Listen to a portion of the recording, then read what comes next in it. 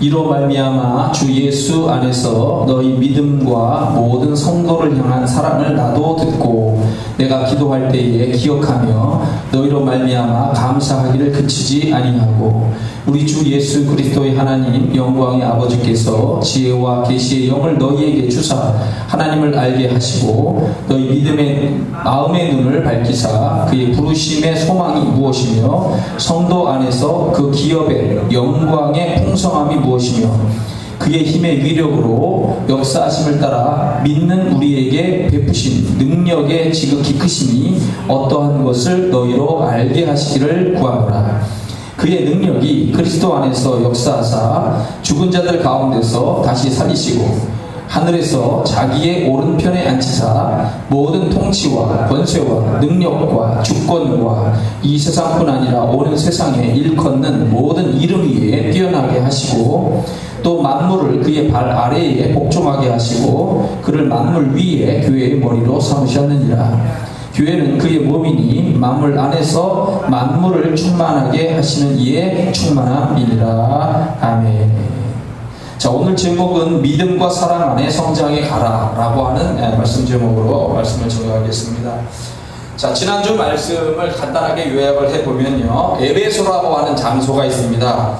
터키의 남서부, 서남부, 남서부 쪽에 있는 도시인데 로마 시대의 아시아의 수도였습니다. 그리고 로마와 아시아를 연결하는 교통 요충지였습니다.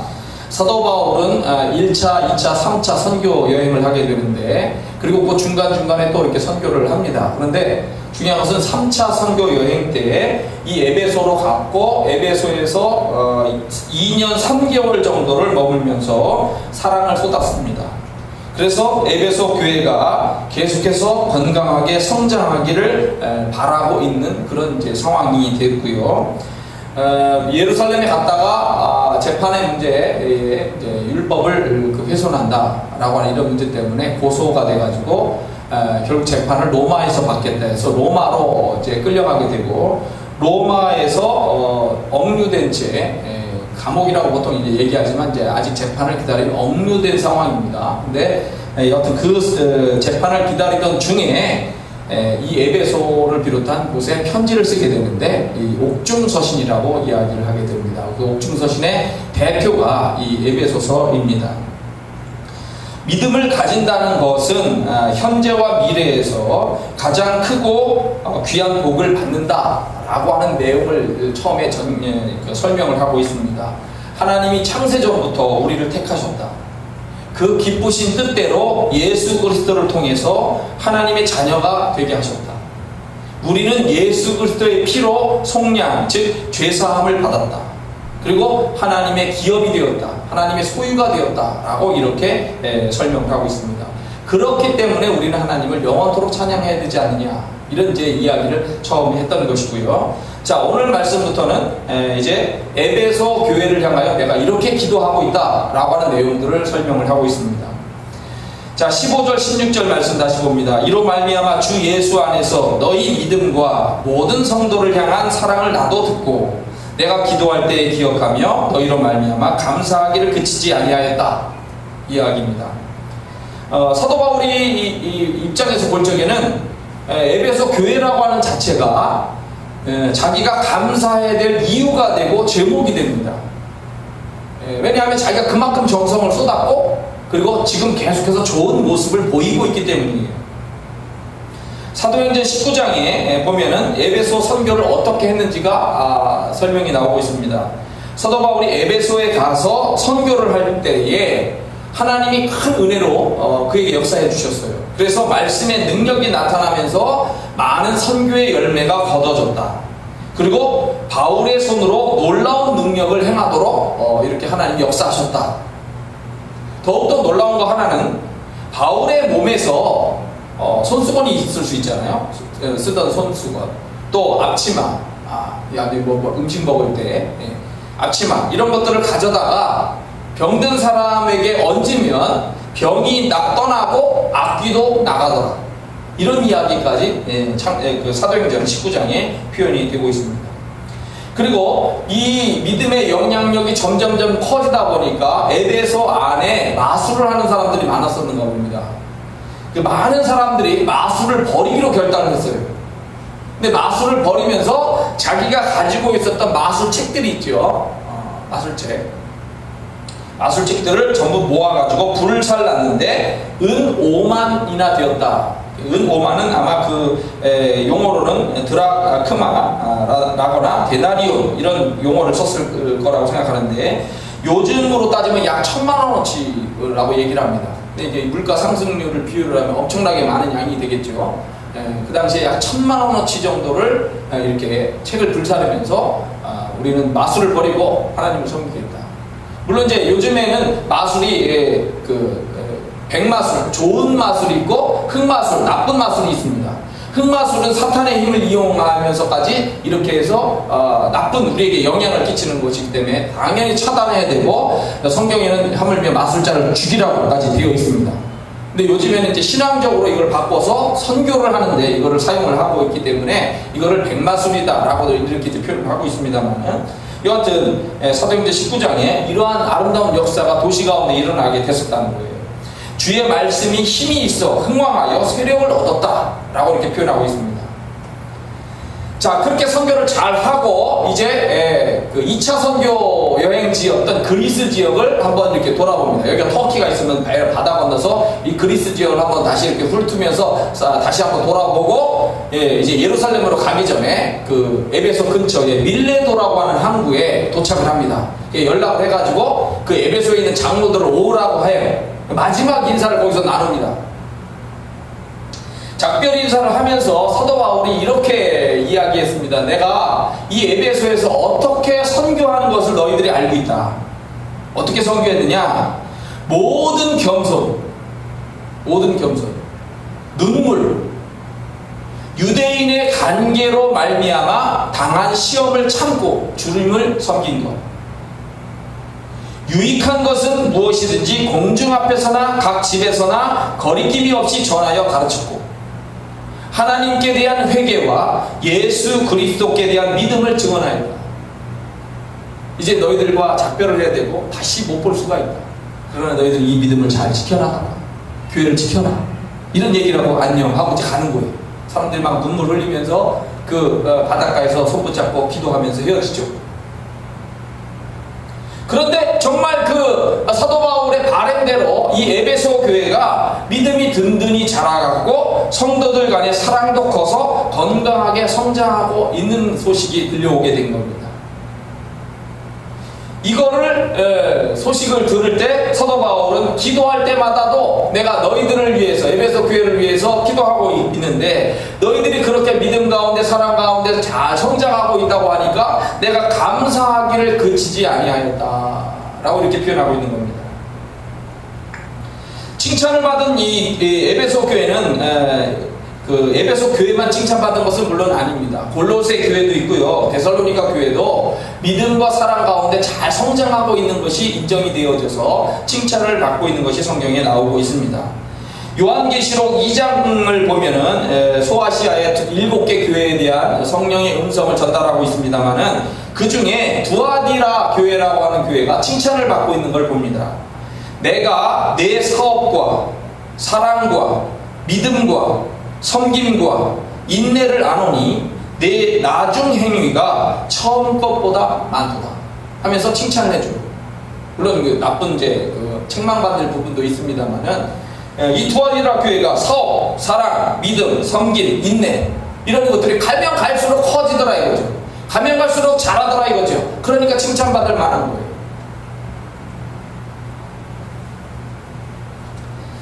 베드로전서 1장 7절 말씀, 너희 믿음의 확실함은 불로 연단하여도 없어질 금보다 더 귀하여 예수 그리스도께서 나타나실 때에 칭찬과 영광과 존귀를 얻게 하실 것이니라. 자, 베드로 전후서가 있어요. 신약 뒷부분에 베드로가 이제 마가 요한을 통해서 이렇게 적었다라고 알려진 그건데, 고난과 핍박이 일어날 때에 베드로가 성도들에게 어떻게 이 고난과 환난을 이겨나가야 되느냐, 이거를 이제 쓰게 된 겁니다. 근데 믿음이 확실해야 된다 이거죠. 그죠? 믿음이 확실하지 않으면 이 고난과 역경이 올 때에 다 쓰러지고 마는 거예요. 그러니까 이 믿음이 확실한데 해야 되는데 불로 연단하여도 없어질 금보다 더 귀하여야 된다 이거죠. 그래야만 예수 그리스도께서 오실 때에 칭찬과 영광과 존귀를 받지 않겠는가. 자, 이런 말씀들을 연결해 보면 오늘 우리도 똑같습니다. 오늘 우리도 여러 가지로 우리에게 주어진 일대로 교회 안에서 우리 활동을 하는데, 특별히 우리의 믿음, 우리의 사랑도 에베소 교회처럼 커져가고 그리고 칭찬받는 것이 되어지도록 우리가 모두 힘써야 된다는 거예요.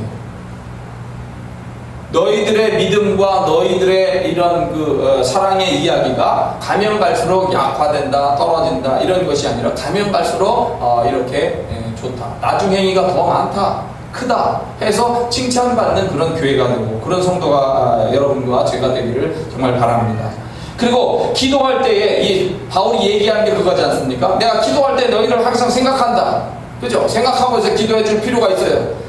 우리가 이름을 불러서도 기도할 수도 있고 전체를 생각하면서도 기도할 수도 있고 그렇게 항상 기억하고 기도해 주는 것이 필요한 거예요. 또 우리 생활 속에서는 믿음과 사랑뿐만 아니라 여러 가지를 우리가 하면서 하나님 앞에 감사할 수 있어요. 이제 바울은 너희들의 믿음과 사랑에 대해서 내가 감사한다 이렇게 표현했는데 감사할 수 있어요. 감사도 할 수 있습니다. 제가 재밌게 읽은 것 중에 대머리에 대한 감사가 있어요. 여러분 우리가 가끔가다 보면 이제 유전자적인 그런 거로 해서 대머리가 되시는 분들이 있어요. 우리 아침마다 테니스 치시는 저보다 한 살 어린 그 목사님이 가운데가 훤해. 벌써 대머리가 돼가지고. 그래서 모자를 이제 쓰고 있을 때 이렇게 서 있을 때 잘 모르는데 이제 땀이 나니까 가끔가다 의자에 앉아가지고 고개를 숙이고 있거나 의자에 앉아있을 때 제가 일어나서 이렇게 보다가 우연히 그 머리를 볼 때마다 아이쿠 내가 대머리 되지 않은 것을 감사합니다. 그런 말이 솔직하게 나오는데 그 대머리를 보면서 이제 대머리가 감사하는 내용이 있어요. 뭐냐면 대머리는 하나님의 사랑을 많이 받는 자가 다. 왜? 하나님 자꾸 쓰다듬어 주시니까 그래서 대머리가 됐다. 그래서 감사합니다. 이런 감사 기도가 있어요. 또 유명한 구약의 예언자가 엘리사입니다. 그 엘리사가 대머리였어요. 그 엘리사가 대머리여서 이제 아이들이 조롱하다가 이제 다치는 일도 생겼습니다만은 이런 중요한 분들도 대머리가 있기 때문에 나도 엘리사 후손이라 그렇다 라고 이렇게 생각을 하고 감사를 한다는 거예요. 대머리가 또 대머리가 되다 보니까 물자도 절약을 할 수 있더라. 비누, 샴푸, 물을 상당히 절감할 수 있다. 그래서 감사하다. 그리고 하나님은 날마다 우리의 머리카락을 쓰신다고 하는데 대머리는 머리숱이 적으니까 하나님이 하나님의 수고를 덜어줄 수가 있지 않느냐. 그래서 하나님을 편안하게 해준다. 그러니까 내가 감사하다. 이런 식으로 대머리 얻는데도 감사하는 이런 이야기가 있더라고요. 근데 우리 현재 중요한 것은 믿음과 사랑이 커져가는 것을 볼 때 감사하게 됩니다.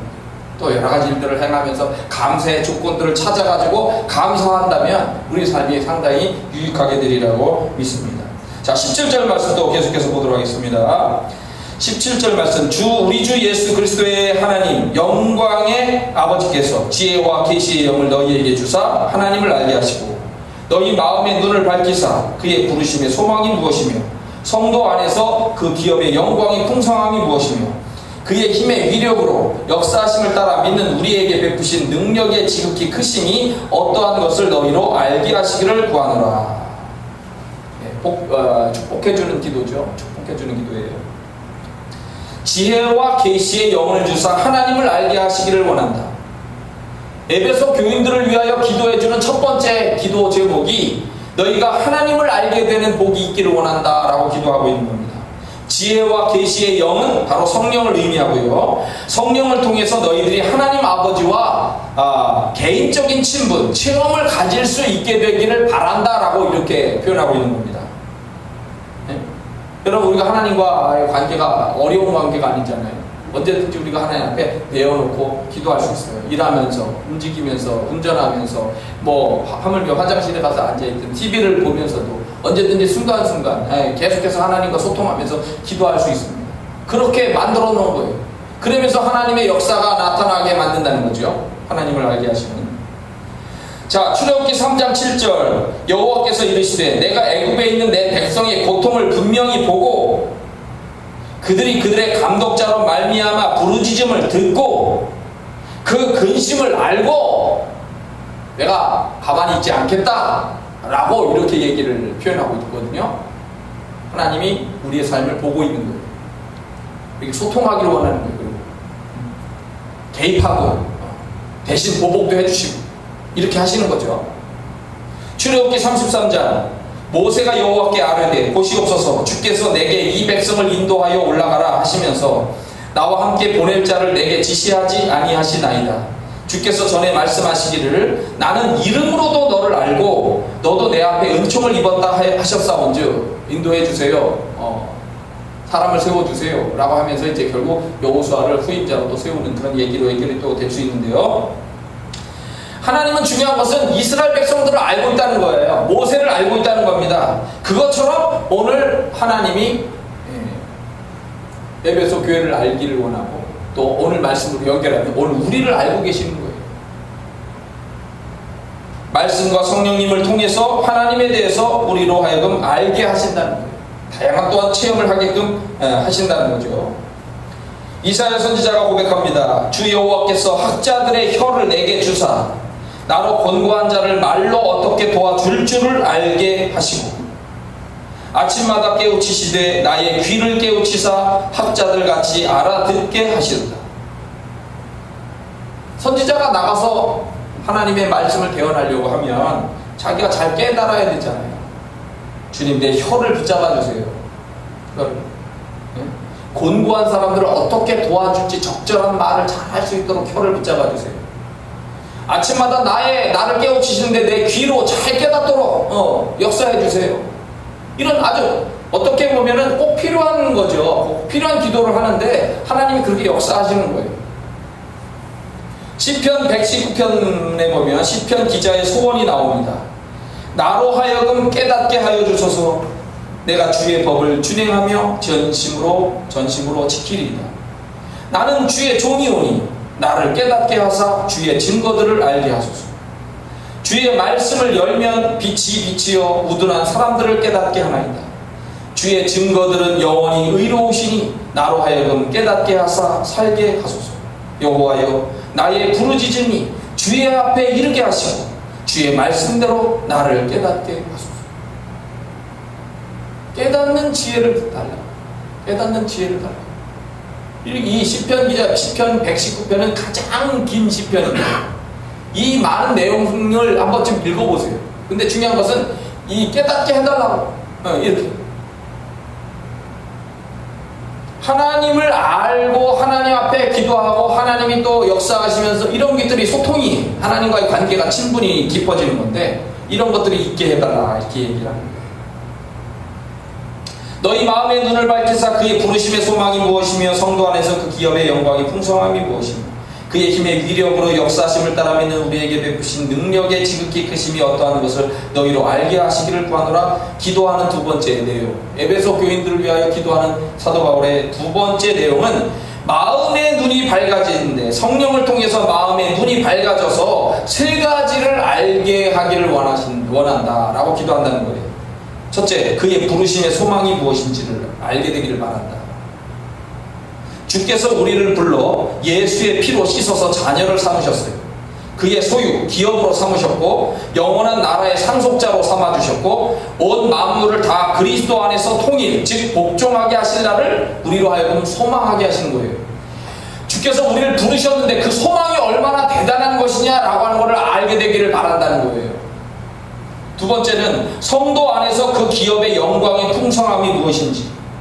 그게 무슨 얘기냐면은 하나님의 백성된 영광이 얼마나 위대하고 놀라운 것인지를 알게 되기를 바란다는 거예요. 여러분 때로는 우리 대한민국을 이야기할 때 헬조선이라고 표현해요. 헬조선. 젊은이들 그죠? 헬조선. 대한민국에 살기 싫다. 떠나고 싶다. 어디로 떠나겠어요? 그 중에 많은 사람들은 미국으로 갈 겁니다. 그죠?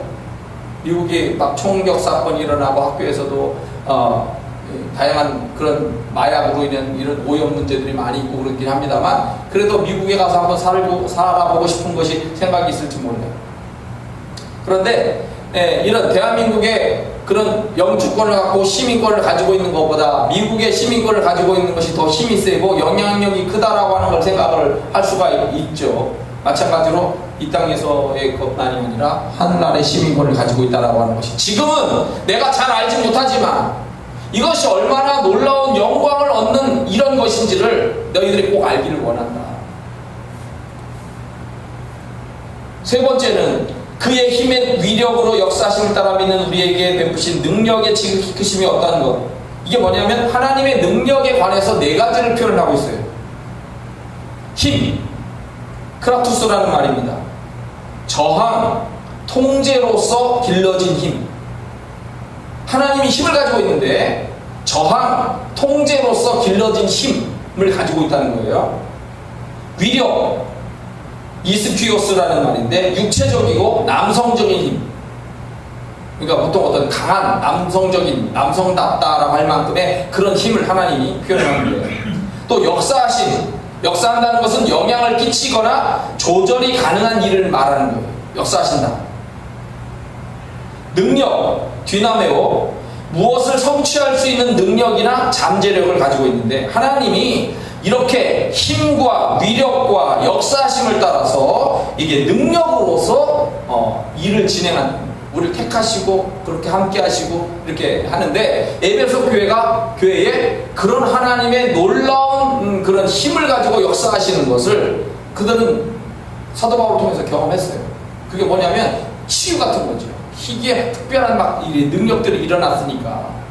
병 고침에 대한 것들이 특별히 많이 있게 있습니다. 그죠? 손수건을 갖다가 수건을 갖다가 치마를 갖다가 그 사람한테 얹어놔도 치유가 된다는 얘기 희한하잖아요. 귀신이 물러가. 그런 능력을 계속해서 어떤 것을 너희들이 알게 되기를, 그것 말고도 하나님은 엄청난 능력을 행하실 수가 있으니까 그런 하나님의 놀라운 능력들을 알게 되기를 정말 바란다. 자, 구약에 보면은 하나님의 힘과 위력과 역사하심과 능력이 어디에서 제일 첫 번째 나오냐면 딱 구약을 피자마자 창조예요. 창조. 여러분 이 창조의 역사를 보세요. 기가 막히잖아요. 우주를 어떻게 창조하셨을까? 우리 주변에서 자라는 풀과 나무들을 어떻게 창조하셨을까? 사람 이 60조개에서 100조개에 해당하는 이 엄청난 세포로 구성되어진 인간을 어떻게 설계하고 이렇게 만드셨을까? 우리 몸 안에, 장 안에 들어있는 눈에 보이지도 않는 대장균만 하더라도 그 게놈 프로젝트로 이거를 분석을 해보니까 A4지로 5층 빌딩 건물에 해당할 정도인가요? 그 정도로 엄청나게 많은 양의 정보를 가지고 있는, 설계도를 가지고 있는 대장균이더라 이거죠. 우리 몸에 보이지 않는 대장균의 설계도가 그렇게 큰데 하물며 이 우리 몸 100조 개의 이걸 가지고 있는 우리 몸을 어떻게 설계했는지를 아마 하면 우리 지구에서부터 달까지 이렇게 엄청난 거리의 설계도가 필요했는지도 모르죠. 근데 하여튼 그런 하나님의 창조에 대한 것들을 보면서도 하나님의 위대하심을 알 수가 있어요. 아브라함을 택하시고 그를 통해서 믿음의 역사가 시작되는 것을 보면서 우리의 놀라움을 금하지 못합니다. 이스라엘 백성들을 구원하시고 인도하시고 해서 가나안 땅에 들어가게 하시는 이 역사를 보면 너무나도 놀랍습니다. 신약에서 예수 그리스도의 구원의 역사를 통해서 이런 역사가 일어나는 것을 우리는 보았어요. 또한 성령을 통하여 오늘날 그리스도인들을 통하여서 이렇게 나타나게 되는 것을 또한 우리가 알 수가 있습니다. 그리스도인들의 미래의 소망을 위해서 천국을 예비하시고 있다는 것, 그리고 우리를 와서 데리고 간다라고 하는 것, 상상할 수 없는, 지구와는 상상할 수 없는 그러한 곳으로 우리를 인도하기 위하여 그 능력이 사용되어지고 준비가 되어지고 있다는 걸 생각할 때 우리는 그거를 감사하게 되고 기대하게 됩니다. 자, 20절부터 말씀을 또 봅니다. 그의 능력이 그리스도 안에서 역사하사 죽은 자들 가운데서 다시 살리시고 하늘에서 자기 오른편에 앉히사, 이렇게 해서 쭉 나가는데 이 내용이 뭐냐면 하나님의 무한한 이 능력이 예수 그리스도에게서 이미 나타났다는 거예요. 첫째는 예수 그리스도를 죽은 자 가운데서 다시 살리셨다는 겁니다. 예수 그리스도의 부활 사건은 앞으로 그리스도인들을 다시 살리겠다, 온전한 구원을 이루게 하겠다라고 하는 확고한 증거가 된다는 겁니다. 두 번째는 하나님의 무한한 능력은 예수 그리스도를 하늘에서 자기의 오른편에 앉히셨다는 거예요.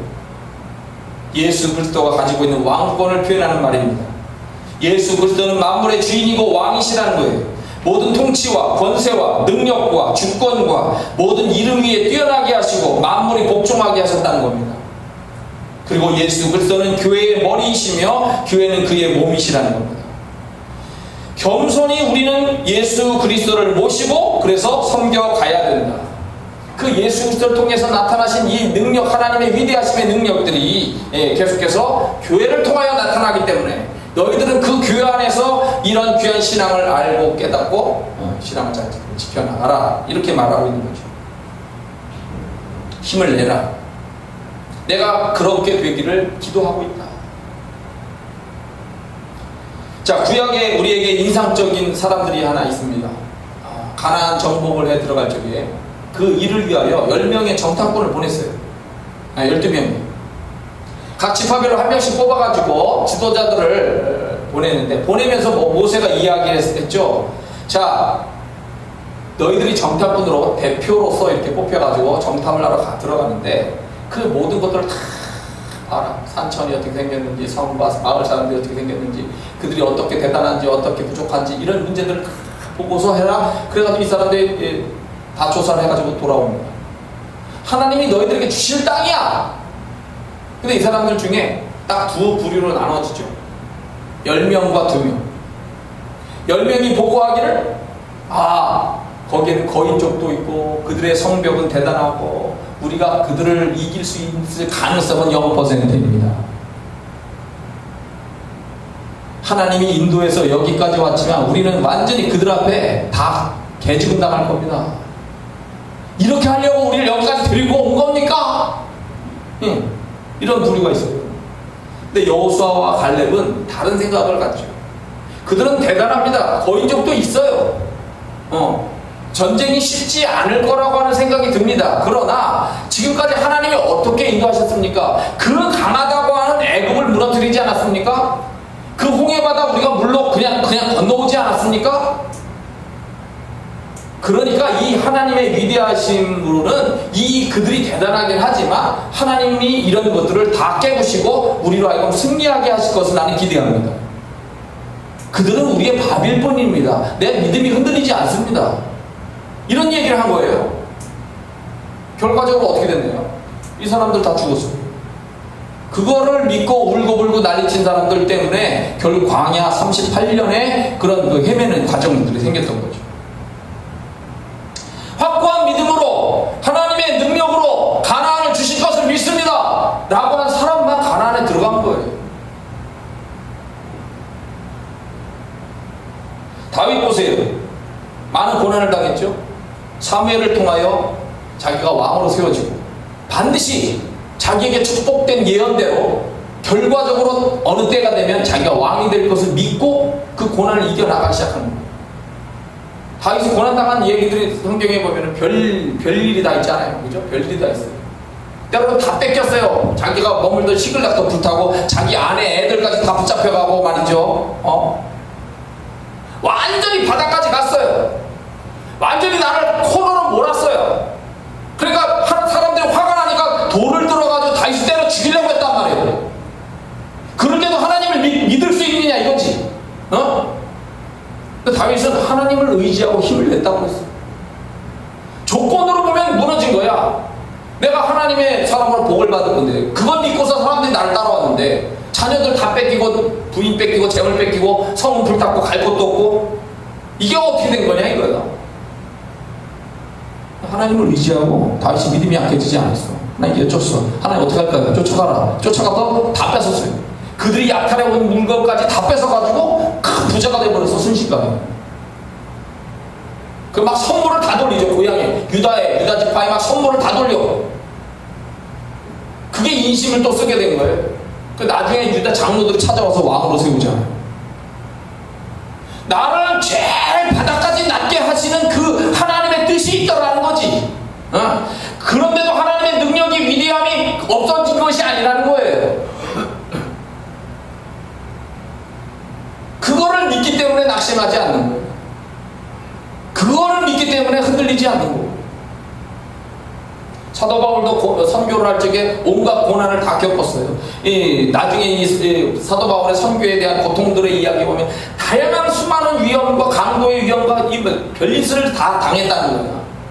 그러나 하나님의 위대하심이 나를 붙잡고 있고, 그리고 그 하나님이 나를 가서 선교하라고 그렇게 이방인의 사도로 세웠는데 내 이 선교 활동이 그냥 이거로 끝날 것이냐? 아니다.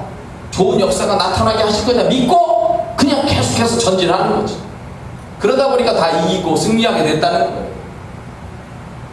오늘 우리도 이런 말씀을 보면서 사도 바울이 그대로 자기 고백이죠. 내가 이렇게 하나님의 놀라운 은혜와 역사를 경험했기 때문에 그런 역사가 너희들 교회 안에도 일어나길 원하고,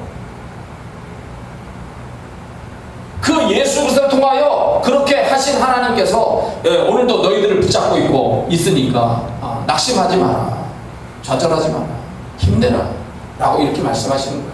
오늘 여러분과 저희들도 이 말씀을 보면서 힘을 내시고, 그리고 또 믿음에 대한 사랑도 계속해서 커져가면서 더욱더 여러분과 제 삶에 하나님의 놀라운 역사와 위대하심이 드러나는 축복된 인생이 되기를 축원합니다. 다 같이 한번 기도하겠습니다.